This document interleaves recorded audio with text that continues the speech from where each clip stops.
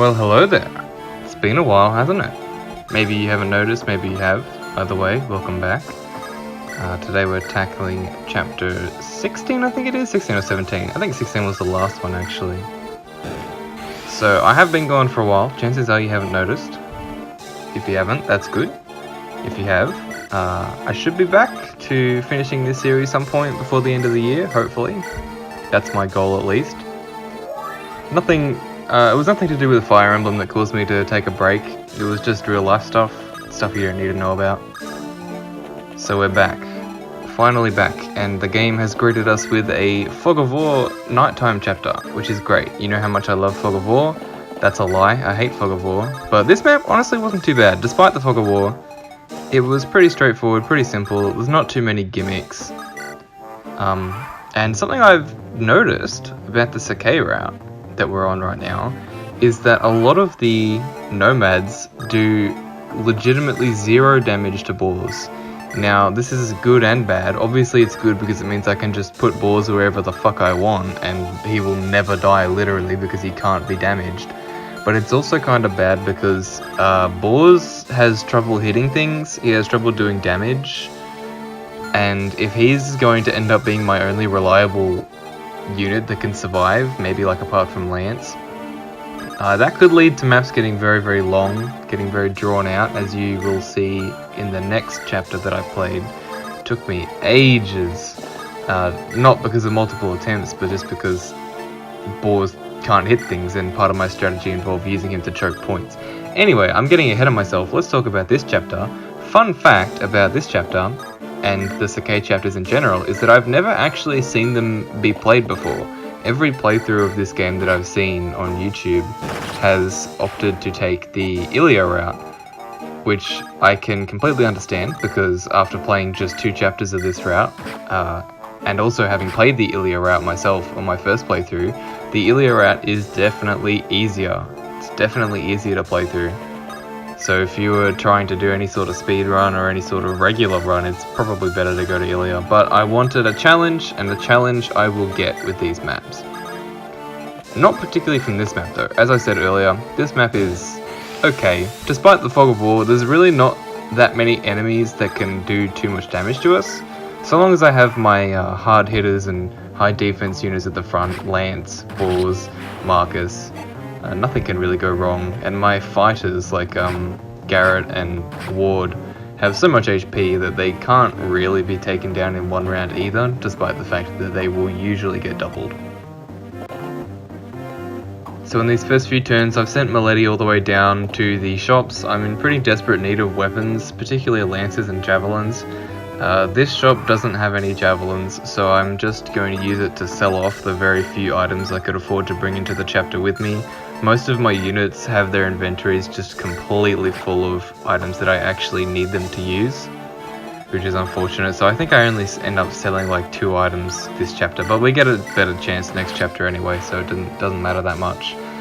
Being the smart boy that I am, I forget to get the village to the left, and I purposefully don't go to the village up the very top right of the map. The village in the bottom left where Milady is right now has a Tina staff in it, which is basically like an in-between version of a heal and mend. It heals slightly more than a heal staff, but less than a mend staff, and has more uses than both, I think. It's part of the set of items like the Owl Sword and the Gant Lance, which are just in-betweeners. Not quite steel, not quite iron, just sort of in the middle.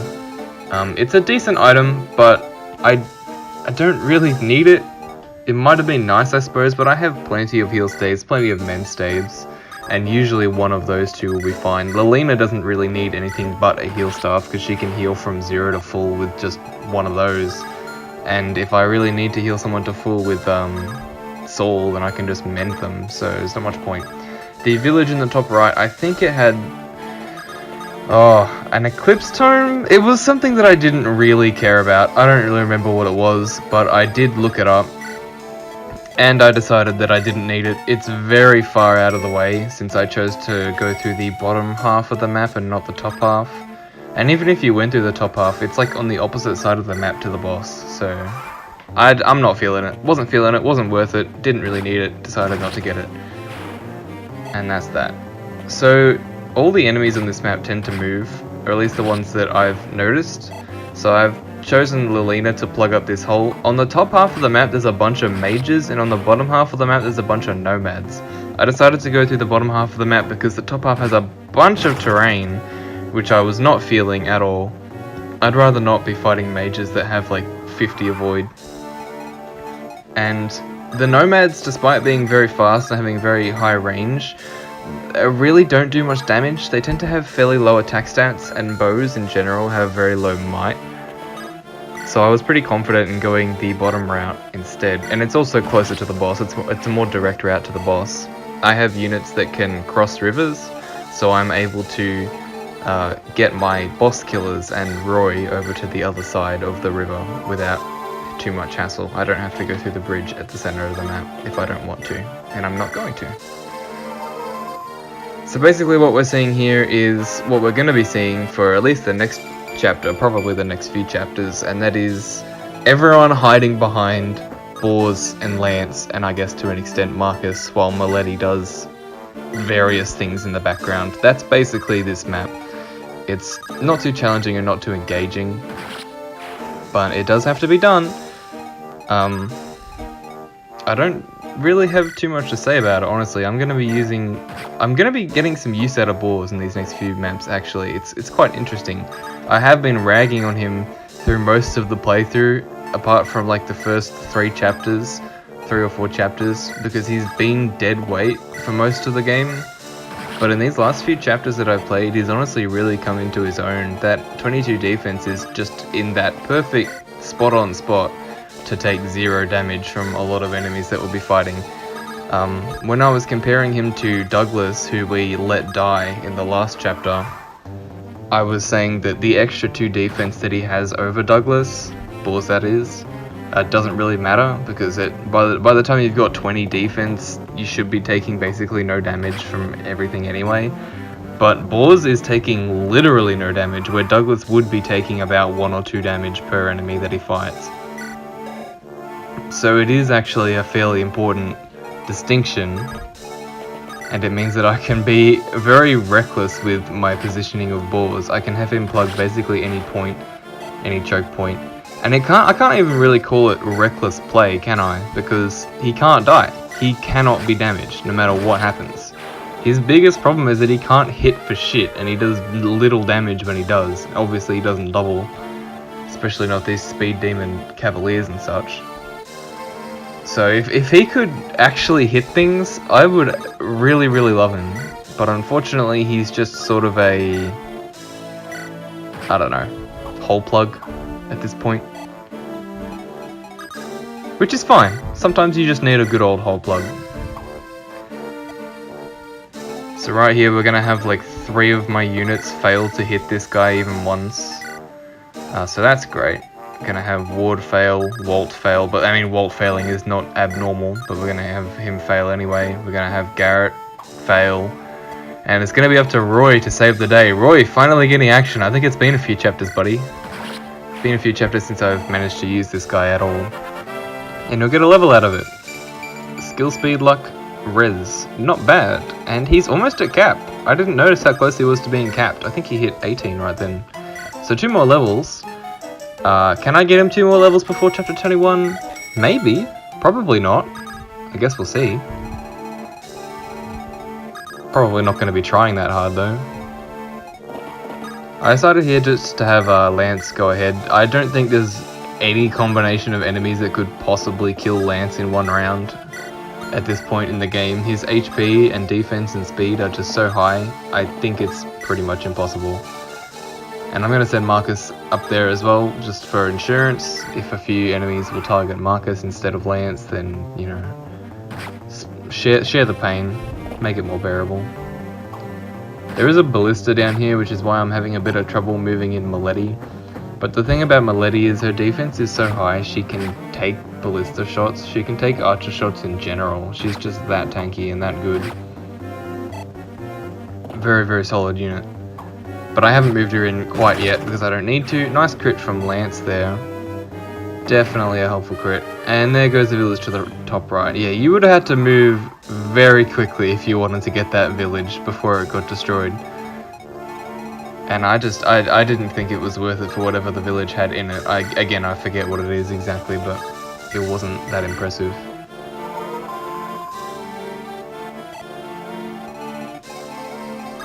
So here, yeah, I'm forgetting to get that village with Milady. I actually got it on my first run through this map. I had to play it twice because I think Lance died to an archer. I know, Lance dying is just unbelievable, but I think it happened. And so I had to replay the map, and I guess I just forgot that I hadn't already visited a village. It was still fresh in my brain that I had. So, I don't know. Here I'm just trying to figure out what combination of my units can do the most damage here. I just kind of want to get some kills without waiting 20 turns for Lance and Marcus to do it all solo. But, I mean, they're basically my only good units. Boars, as I said, like, he doesn't take damage, but he also doesn't do any, and his hit rates suck ass. Lance will get a crit there, which is very helpful. I think he was using a killer Lance though, so I'm not that grateful. But I think it's probably still only like a 30% chance or so to do it. Marcus will manage to get this guy with a 65, 64, whatever it was. Very pleased with that. And a killer bow will exactly take out that Wyvern Rider. Well done, Sue. Unfortunately, Wolt is too far away to be of use for the other one. But at this point, I'm thinking that a single Wyvern Rider cannot kill any of my units from full health. So I'm just moving up. Because I figure, may as well. What is he going to do? Really, what's he going to do? Something I didn't mention actually at the start of this chapter, I hammered the physics staff. It was on Sue, and I fixed it all the way back up because I had been struggling to think of things actually worth hammering, and physic is one of them. Physic's very, very useful. I will later go on to hammer the light brand. I don't think I do that this chapter though. So here Garret takes a few Wyvern Riders like a champ, and as I suspected, really didn't have to worry about them last turn. Do kind of have to worry about them this turn though. Killer Lance will be enough to kill with a crit. It wouldn't have been enough to kill without a crit. And a killer bow will be enough to kill in one shot. Very, very nice. Hindsight, probably did not need to use it, but oh well. And I will have to use a silver bow here, which will also kill in one shot from full health. Well done, Wolt. Unfortunately, you can see there the difference in damage between an iron bow and a silver bow at this point. An iron bow wouldn't have killed with 2 shots, where a silver bow kills in 1, so expensive equipment is the way to go when you've got bad units. But unfortunately, if you're like me, I'm kind of out of money. At this point. I really wanted to kill this ballista dude, because he's kind of keeping me from bringing Milady in, but he's just dodgy, or maybe my units just suck. You just can't hit him. And I also have this other Wyvern Rider to deal with. I'm trying here to just sort of debating whether or not I should use Milady to kill this guy. I probably could, but I'm just thinking, it's a lot of damage, I really don't want to, so I try to get a hit in with Garret, and it will connect, which is great. Fortunately, it does mean that the Wyvern Rider is going to live this turn. I just decided to try to do it with boars as well, just in case Milady missed. Didn't want to take all that damage. Here I decide just to go for the Brave Axe, because he's getting doubled either way. I may as well try to get in a lot of damage while I'm doing it. And I look at Roy's damage and I say, oh wow, Roy does 4 damage. I think I can work with this. So if I can hit both these Brave Axe hits, I can get the kill with Roy, and I do. And I actually dodge one of his as well, which is very nice. And Roy gets his 2nd kill of the map. Wow. Absolute unit. What a god. God, Roy. And then we can come in and kill this guy with Milady. I wasn't too scared. She had 2 chances to do it. She wouldn't have died on retaliation. And Roy and Lilina will be bringing up the vanguard. There will be reinforcements coming from behind them. Few cavaliers. There are reinforcements on this map, but I found them to be rather negligible in how scary they are. Just standard sort of cavalier reinforcements. Didn't really matter to me. I basically just had Rutger stand at the bridge that Lilina just passed. And he was never in danger. So that's that. I think reinforcements also come from slightly above the boss. There's a fort slightly above the boss. I think it's in front of the bridge that you're supposed to use to get to the boss's side of the map. But I didn't use that bridge because I never needed to. I didn't actually notice that this thief had a poison sword because I just thought, it's a thief, he won't be doing any damage to boars. But poison, there you go, poison, that's a great mechanic, isn't it? It's deadly, dangerous, definitely not forgettable. I was kind of in shock as I saw it. I was like, what, poison? I've never seen this status in my life. But unfortunately, it's going to get Roy as well. Roy and boars. It's whatever. Wolt will get that kill, since neither boars nor Roy could do it. And thus begins endgame, end chapter endgame. Gonna be stealing my physic back from Sue, because I had Sue hold the physic at the start of the map so I could hammer it, and I just forgot to take it back, so Saul has his physics staff now. Here I'm just sort of determining, okay, what units can go on water and what ones can't. I want to get Lance across because Lance is one of my best boss killers next to Milady and Rutger.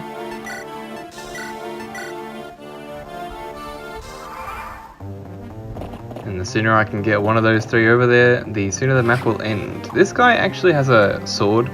Really frustrating that some cavaliers just have swords and some have lances. I would expect all of them to have lances, but they don't. Garret's going to take a butt ton of damage there. I don't know if he would normally get doubled without having carried someone, but he is carrying someone, so he will get doubled. Almost dies because of it, but luckily his HP is so goddamn high that he survived. And this wyvern is in the perfect spot to be shot down by an archer, so I'm going to do just that. We'll move Marcus away so that he can help somewhere else, and just have him help with this cavalier, since Ward's going to be basically useless. And with Wolt again, have to use the silver bow if I want to kill. It is unfortunate. I guess I could have tried to do iron bow and then longbow with Sue, but I wasn't about risking it. And Milady can kill that thief in one hit clean, so that's real good. Just going to be healing her up. I don't know if there are more enemies to the north. I'm going to assume there are and play like there are, but I honestly don't know. Just go for a Hail Mary, hand axe there with Ward. Didn't expect that to connect, but it didn't need to, because we have boars here to plug the hole anyway. Just tried to see if the Gant Lance could kill him one hit. Honestly, I need to put a Steel Lance on this boy, because he's not doubling shit anyway, so I just need to be able to do as much damage as possible. And we'll have Sue come in and do the final bit of damage. Lilina will rejoin with the main group and light a torch staff. This is basically just for experience. I don't think there are any Fog of War chapters left before the end of the game. I could be wrong, but I don't think there are. And either way, I haven't really gotten much use out of torch staves, honestly. I don't find their utility to be all that. In FE7 they're a lot better because you can aim them, you can choose what part of the map you want lit up. But in this game it's just focused around the unit that used them. And Lilina is not really a frontline unit, she's not really going to be in the front. So the vision she gives me is definitely rather limited and doesn't often help all that much. So I'm basically just using it for experience. Not that Lilina necessarily needs to be higher level, she's basically fully functional at this point, but there's no reason not to. Every level up could be an extra point of magic or an extra point of speed or what have you. It's always useful. Here I make a miscalculation. I'm just trying to light up the boss because you can't actually fight someone if you can't see them. I know, shocking concept, but yeah, I tried to light him up with one of my two. I tried to light him up with Garret so that I could then attack him that turn, but I was too cautious. I didn't want to stand in front of him, and that led me to not be quite close enough, so I'll be able to attack him next turn, no problem. These thieves don't have poison swords. Don't know why that one thief had a poison sword and no one else, but you know, you do you, my dude. Almost one round that Cavalier with Milady, that's pretty cool. Wolt will swoop in and just steal the kill, like a little kill steal he is. And I'll be able to take down this thief with Sue. So we're looking pretty good. This boss is actually rather scary. If you look at his stats, he's fast, he's defensive, and he does a lot of damage. He's got a silver lance and a javelin, I think. So even to someone like Lance, I think he can do almost half of Lance's health in one hit. Luckily, because Lance is a speed demon, he doesn't get doubled, but still a lot of damage.